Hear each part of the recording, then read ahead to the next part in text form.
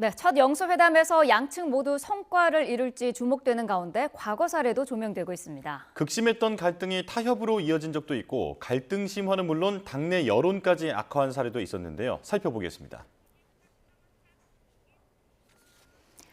네, 김대중 정부 시절인 지난 2000년 6월은 영수회담의 성공 사례 가운데 하나로 꼽힙니다.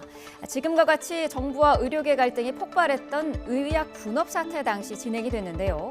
김대중 당시 대통령이 제1야당인 한나라당 이회창 총재를 만나 정부가 추진해온 의약 분업 정책을 유지하되 국회에서 의료계 유화책인 약사법 개정을 통과시키는 것으로 정부 여당과 야권, 의료계 사이 대치가 완화됐습니다.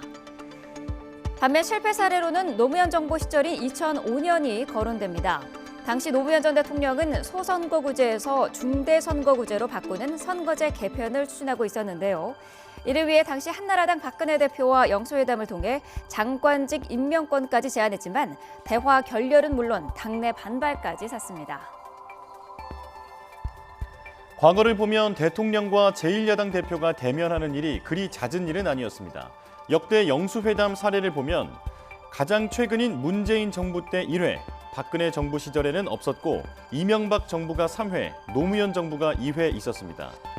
2000년 이전 시절로 거슬러 올라가 보면 영수회담이 가장 처음 열린 박정희 정부 시절 5번, 김대중 정부 땐 모두 8차례 있었던 것으로 집계됐습니다. 최근 들어 횟수가 급격히 줄어든 건 한편으로는 회담의 실익이 확실하지 않기 때문이라는 분석도 있습니다.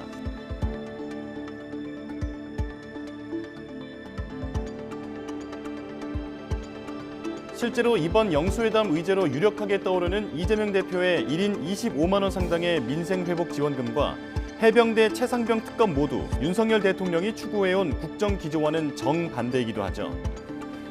그럼에도 취임 이후 2년 내내 대치 국면만 이어왔던 윤 대통령과 이 대표에게 이번 영수회담은 협치를 시작할 수 있는 흔치 않은 기회라 지금의 꽉 막힌 정국을 해소할 수 있는 중요한 분기점이 될 전망입니다.